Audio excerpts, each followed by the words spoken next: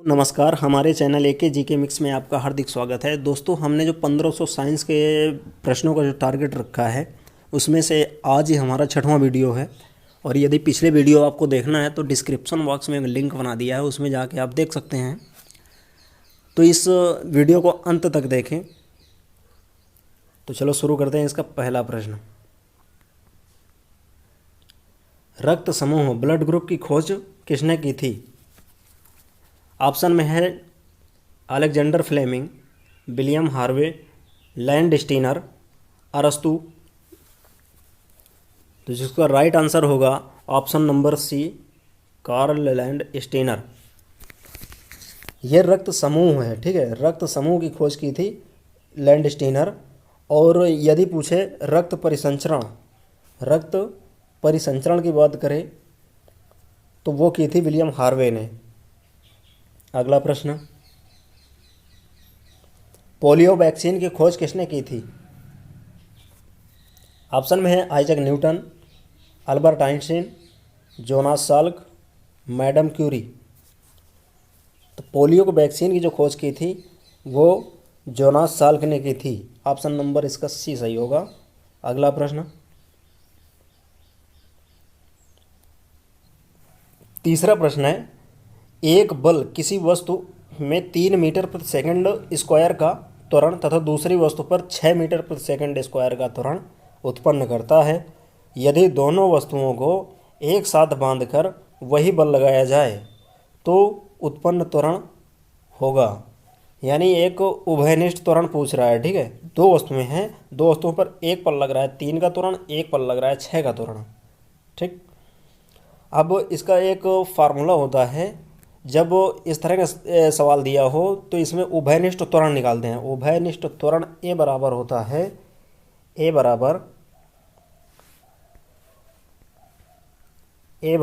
है A1 into A2 अपान A1 plus A2, ये होता है, ठीक। A1 इंटू A2 अपान A1 प्लस A2। तो इसमें देखो मान रखो तो क्या हो जाएगा, ए बराबर A1 कितना है 3 गुणते 6 बटे 6 3 9, योग करना है तो 9 हो जाएगा। काटेंगे 3 त्रिका यह 9 और ये 3 दूना 6, 2 आ जाएगा। 2 मीटर प्रति सेकंड स्क्वायर, ये इसका मात्रक होता है मीटर प्रति सेकंड स्क्वायर, ठीक। तो ऑप्शन नंबर डी इसका सही होगा। अगला प्रश्न, किसी गैस में ध्वनि का वेग 330 मीटर प्रति सेकंड है। यदि गैस का दाब 4 गुना बढ़ा दिया जाए तथा ताप अपरिवर्तित रहे तो ध्वनि का वेग क्या होगा? इसमें देखो पूछ रहा है ध्वनि का वेग। अब गैस में ध्वनि का वेग दिया है 330 मीटर प्रति सेकंड और गैस कह रहा है इसको दाब को 4 गुना बढ़ा दिया जाए। तो इसमें देखो क्या होता है कि गैस में ध्वनि के वेग पर दाब का कोई प्रभाव नहीं पड़ता, ठीक है। दाब का कोई प्रभाव नहीं पड़ता। किस कंडीशन में? यदि ताप स्थिर हो, यानी अपरिवर्तित हो। ताप स्थिर होना चाहिए, ठीक। यदि ताप स्थिर है तो गैस में ध्वनि के वेग पर कोई प्रभाव नहीं पड़ता दाब का, ठीक। तो देखो यही कह रहा है इसमें अपरिवर्तित ताप क्या है, ताप अपरिवर्तित रहे, ठीक। तब इसमें कोई परिवर्तन ही नहीं पड़ेगा। तो ऑप्शन नंबर इसका ए हो जाएगा। यानी 330 था तो 330 ही रहेगा, ठीक है। 330 मीटर प्रति सेकंड। अगला प्रश्न, मिर्च के तीखे होने का क्या कारण है? मिर्च के तीखे होने का कारण क्या है? तो इसमें देखो, इसमें होता है कैप्सेसिन। ऑप्शन नंबर ए इसका सही होगा, कैप्सेसिन। अगला प्रश्न, हरित क्रांति का अर्थ है? हरित क्रांति का क्या अर्थ है? ऑप्शन है कृषि की आधुनिक विधियों के प्रयोग द्वारा प्रति एकड़ फसल की उपज को बढ़ाना। अगला है अधिक से अधिक पेड़ लगाना, सामाजिक वानिकी, कृषक क्रांति। तो जो इसका राइट आंसर जो होगा, तो हरित क्रांति का मतलब ये होता है कि कृषि की आधुनिक विधियों के प्रयोग द्वारा प्रति एकड़ फसल की उपज को बढ़ाना। ठीक है, ये होता है। ऑप्शन नंबर ए इसका सही होगा। अगला प्रश्न,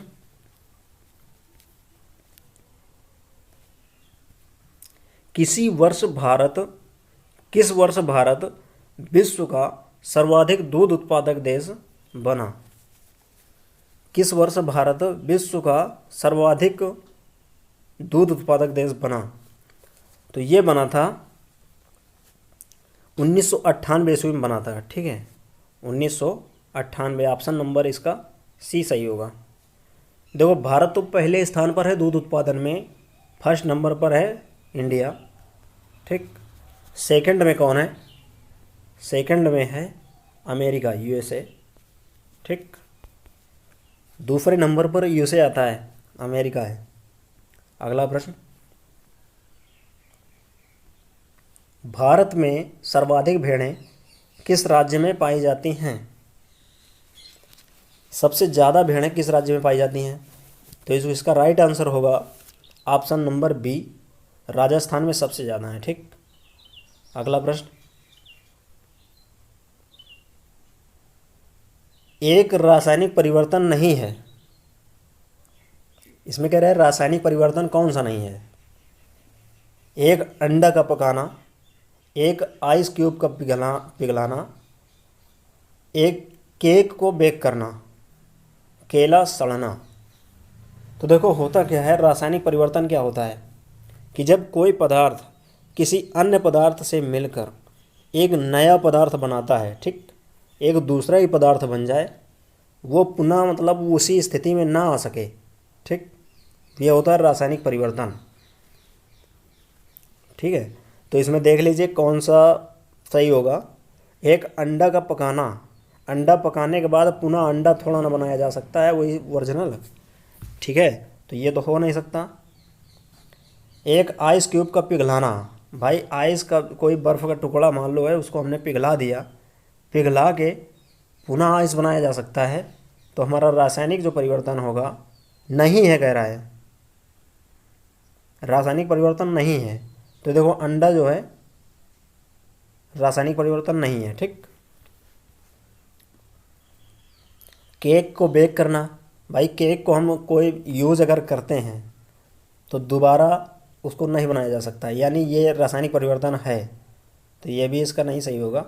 ठीक, केला सड़ना, केला सड़ने के बाद पुनः केला थोड़े नहीं बन जाएगा, तो ये भी रासायनिक परिवर्तन है। तो यहाँ नहीं है कह रहा है, तो यानी भौतिक परिवर्तन पूछ रहा है, तो ये भौतिक परिवर्तन है। ठीक है, ऑप्शन नंबर बी, एक आइस क्यूब का पिघलाना, यानी दोबारा फिर से बनाया जा सकता है। अगला प्रश्न,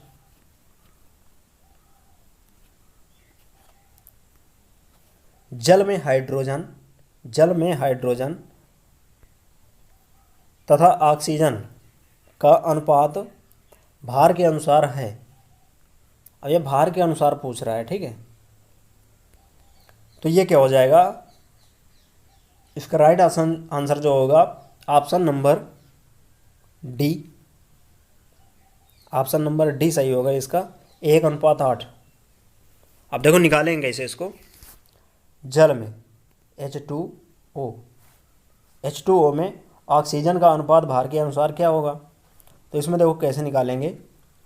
ऑक्सीजन का परमाणु क्रमांक क्या होता है? नहीं, हाइड्रोजन का 1 होता है। ठीक, और ऑक्सीजन का होता है 8, यानी इसका परमाणु भार भी 1 होता है, हाइड्रोजन का परमाणु भार 1, और इसका परमाणु भार हो जाएगा ऑक्सीजन का 16।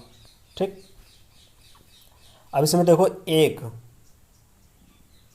1 गुणते ये 2 जो नीचे ये लगे होते हैं, इनका गुणा करते हैं। ठीक है, 1 गुणे 2 और इसका 16 भार यानी द्रव्यमान संख्या। ठीक, तो ये 2:16, जब काटेंगे इसको तो 1:8 आ जाएगा। ठीक, ये होता है। इसमें क्या करते हैं, भारों का यानी द्रव्यमान संख्याओं का अनुपात निकालते हैं, ठीक है। अब इसमें हाइड्रोजन में H2 था, वैसे द्रव्यमान संख्या होती है इसकी 1 और 2 लगा है तो इसमें गुणा कर देंगे, यानी 2 गुणे 1 2, 2:16, ये आंसर आएगा 1:8। अगला प्रश्न, पानी का क्वथनांक है, पानी का क्वथनांक क्या होता है, ये फ़ारेनहाइट में पूछ रहा है, ठीक है। फ़ारेनहाइट में, डिग्री फ़ारेनहाइट में पूछ रहा है, तो इसमें क्वथनांक क्या हो जाएगा। वैसे तो मालूम है, वैसे सेल्सियस में क्या होता है, 100 डिग्री सेल्सियस, 100 डिग्री सेल्सियस पर पानी उबलता है, ठीक। तो हम उसी से निकाल सकते हैं।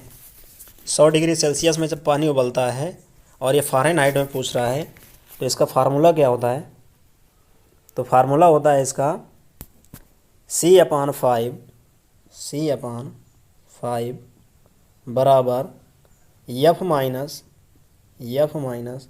32/9, ठीक।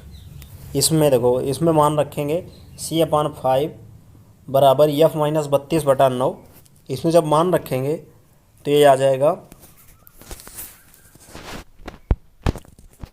सी का मान कितना रखेंगे, 100 डिग्री सेंटीग्रेड पर पानी उबलता है, ठीक है। तो सी का मान हम रख लेंगे 100/5 बराबर F माइनस 32/9, ठीक। इसको जब हल करेंगे तो F का मान यहाँ से आएगा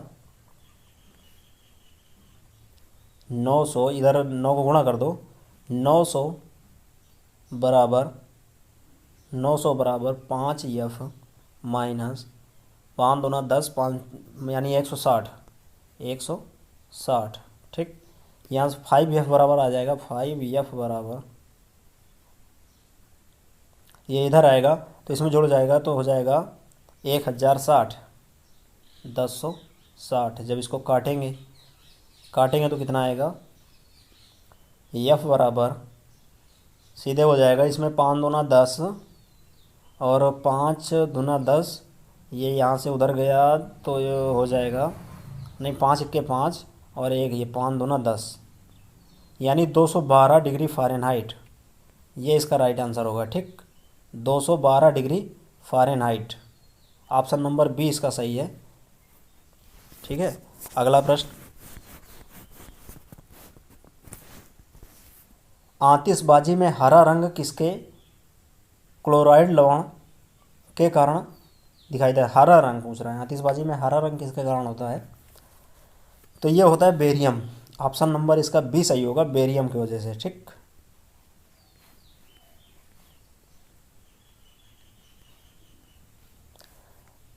प्रकृति में पानी का शुद्ध रूप क्या है, अब प्रकृति में पानी का शुद्ध रूप पूछ रहा है क्या है,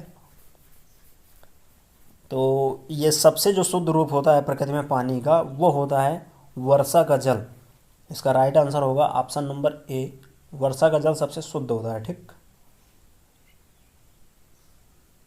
अगला प्रश्न, सूर्य की सतह का तापमान लगभग कितना होता है, सूर्य की सतह का तापमान लगभग कितना होता है, तो ये होता है, वैसे तो सतह का अगर पूछे तो ये होता है 6000 डिग्री सेल्सियस होता है, ठीक, 6000 डिग्री सेल्सियस। अब इसके लगभग में पूछ रहा है नियर अबाउट, तो इसमें हो जाएगा ऑप्शन नंबर ए, इसका राइट आंसर 5800 डिग्री सेल्सियस। अगला प्रश्न, हेली का धूमकेतु सूर्य की परिक्रमा, हेली का धूमकेतु सूर्य की परिक्रमा कितने वर्षों में करता है, तो हेली एक पुछल तारा है, तो ये जो हर 75 से 76 वर्ष बाद, ठीक है, यानी 75 से 76 वर्ष बाद एक बार गुजरता है, ठीक है, पृथ्वी के वायुमंडल से, तो ये ऑप्शन नंबर इसका डी सही होगा, 76 वर्ष, ठीक, 75 से 76 वर्ष बाद गुजरता है।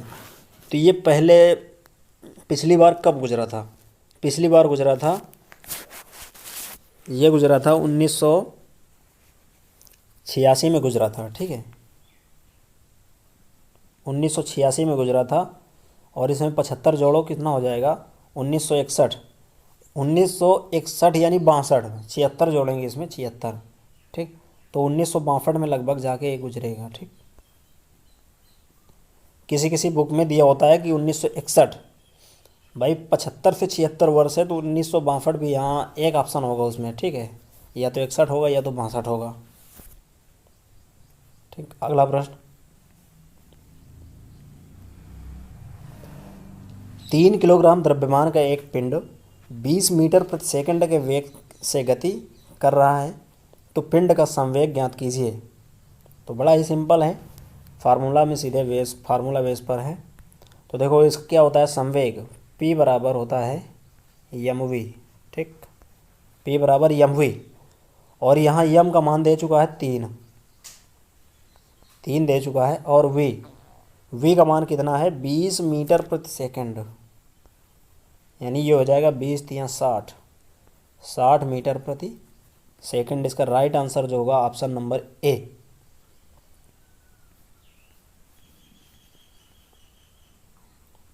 अगला प्रश्न है, ब्रेक लगाने से किसी कार का वेग 30 मीटर प्रति सेकंड से घटकर 10 सेकंड में 20 मीटर प्रति सेकंड हो जाता है। यदि कार का द्रव्यमान 200 किलोग्राम हो तो ब्रेक द्वारा लगाए गए बल की गणना कीजिए। तो देखो ये बड़ा ही सिंपल, न्यूटन का जो पहला नियम है उससे लग जाएगा, ठीक। यहाँ देखो प्रारंभिक वेग दे चुका है, प्रारंभिक वेग 30, प्रारंभिक वेग u बराबर 30, और v बराबर अंतिम वेग यानी ब्रेक लगाने के बाद जो अंतिम वेग होगा वो है 20, ठीक। समय दे चुका है, समय 10 सेकंड समय है। और यहाँ यम द्रव्यमान जो दिया है यम बराबर है 200। अब इसमें पूछ रहा है यफ का मान पूछ रहा है, तो चलो निकाल लें। एक फार्मूला होता है यफ बराबर यम ए। अब यहाँ देखो मान किसका किसका दे चुका है, ठीक, यू वी टी और यम का मान दे चुका है, ए का मान नहीं दिया है, ठीक। तो ए का मान हम निकाल लें ये न्यूटन के पहले नियम से, ठीक है। तो देखो u बराबर होता है v बराबर u प्लस ए टी, इससे निकाल लो। तो यहाँ t का मान रखो इसमें, तो v का मान कितना है, v का मान है 20 और u का मान है 30 और t का मान है 10, रख दो इसमें। v का मान है 20, और u का मान 30, ठीक, प्लस ए टी। तो a बराबर यहाँ से कितना आएगा, ये इधर आएगा तो माइनस का 10 बचेगा, t यहाँ 10 धर दो, ठीक है, t 10, इधर 10 बचेगा माइनस का, और ये जब भाग में जाएगा तो a बराबर आ जाएगा माइनस का 1, ठीक। a बराबर माइनस का 1, त्वरण का मान जो आया वो माइनस का 1 आया, ठीक है। तो इस तरह माइनस का 1 जब आएगा तो आप लगा सकते हैं इसमें अब यफ बराबर यमे लगाएंगे तो यफ का मान यहाँ से निकल आएगा। यम का मान दिया था 200, और यब ए का मान माइनस का 1 निकाला है तो यहाँ से आ जाएगा माइनस का 200, ठीक, माइनस का 200 न्यूटन, ये हो जाएगा इसका, ठीक। राइट आंसर होगा माइनस का 200 न्यूटन आ रहा है, यानी राइट आंसर होगा ऑप्शन नंबर बी, माइनस का 200 न्यूटन। अगला प्रश्न, यदि पृथ्वी का द्रव्यमान बिना परिवर्तित हुए उसका व्यास दोगुना हो जाए तो पृथ्वी पर किसी वस्तु का भार हो जाएगा। यदि पृथ्वी का द्रव्यमान इसमें दिया है बिना परिवर्तित हुए उसका व्यास दोगुना कर दिया जाए। अब इसमें देखो व्यास दोगुना कर रहा है, जब व्यास दोगुना कर रहा है तो त्रिज्या भी पहले वाले व्यास के बराबर यानी दुगनी हो जाएगी, ठीक है। त्रिज्या दोगुनी हो जाएगी, आर भी दोगुनी हो जाएगी, ठीक, दो गुनी। अब देखो इसमें एक फार्मूला होता है जी बराबर स्मॉल जी बराबर जी एम ई, यानी पृथ्वी का द्रव्यमान, अर्थ का द्रव्यमान बटे आर ई स्क्वायर, पृथ्वी की त्रिज्या, ठीक है। स्क्वायर होता है यहाँ पे।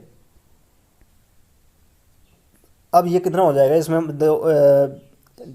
एक भार का सूत्र क्या होता है, डब्लू बराबर एम जी, ठीक है। यहाँ से जी का मान जब निकालेंगे तो जी बराबर आ जाएगा डब्लू अपान यम, जी बराबर डब्लू अपान यम, ठीक। अब इसमें मान उठा के रख दो, इसमें जब मान रखेंगे तो जी की जगह मान रख दो, तो जी बराबर हो जाएगा ये डब्लू अपान यम बराबर जी यम ई अपान आर ई स्क्वायर। अब ये यम उधर भेज देंगे तो कितना आ जाएगा, यम जब उधर भेजेंगे तो यह आ जाएगा डब्लू बराबर, यानी भार डब्लू बराबर जी यम E M upon R E square, ये हो जाएगा, ठीक है। यानी ये दोनों द्रव्यमान बराबर हैं, ठीक है। अब यही कह रहा है कि यदि त्रिज्या को व्यास को दोगुना कर दिया जाए, भाई हम व्यास को दोगुना करेंगे तो यहाँ हमारी त्रिज्या भी तो दोगुनी हो जाएगी। तो इसमें हम जब मान रखेंगे त्रिज्या की जगह दो, ठीक, तो यहाँ उसका स्क्वायर हो जाएगा यानी 4, नीचे कितना हो जाएगा 4, यानी 1/4, बाहर उसका क्या होगा 1/4, ये इसका राइट आंसर होगा, ठीक। तो कौन सा ऑप्शन सही है देख लो, 1/4 हो जाएगा इसका right answer, option number C. चलो अगला प्रश्न देखो,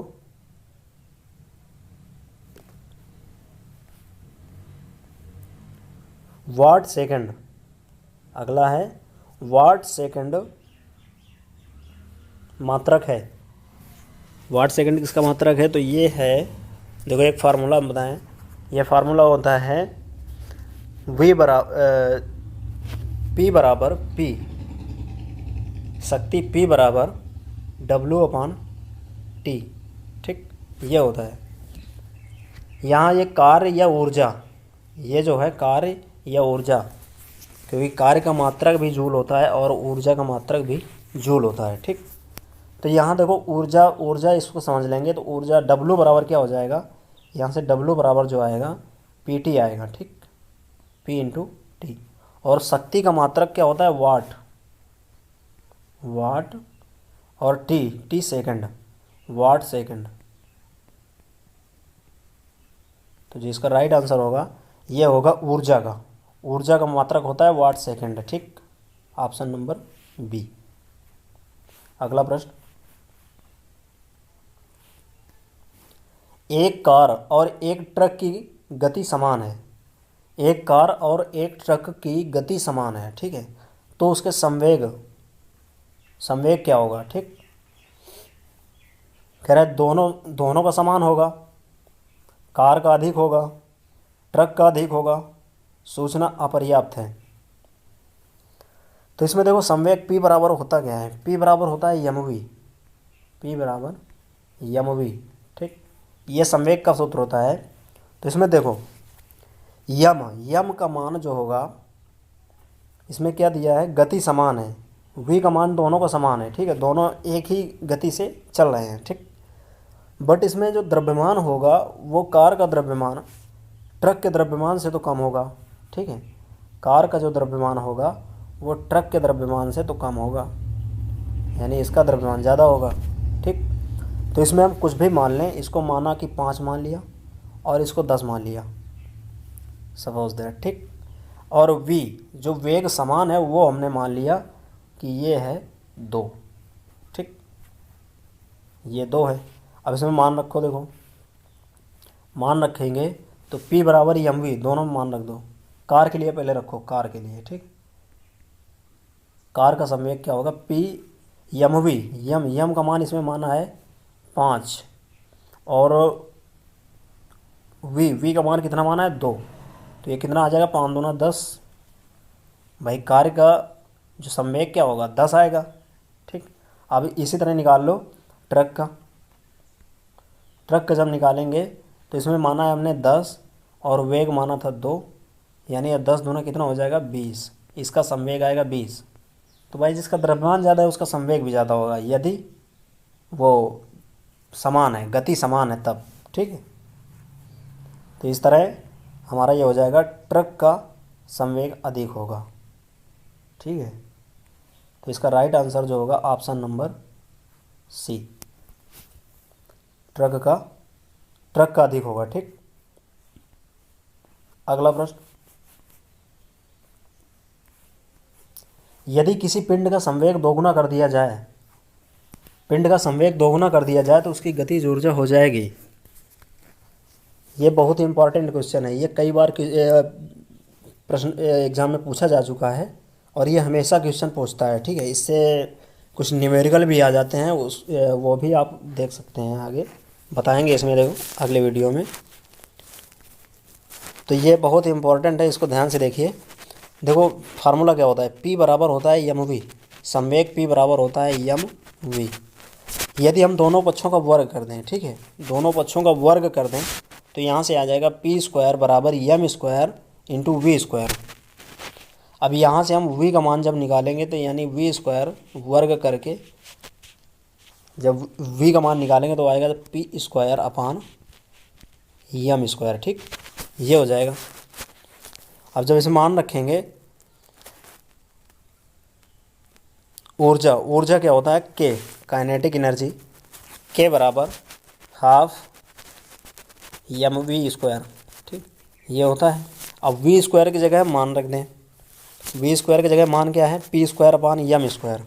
तो K बराबर आ जाएगा हाफ यम वी स्क्वायर की जगह आप जगह रखो P स्क्वायर अपान यम स्क्वायर। ठीक, एक यम यहाँ से कट जाएगा, एक यम कट जाएगा तो आ जाएगा K बराबर हाफ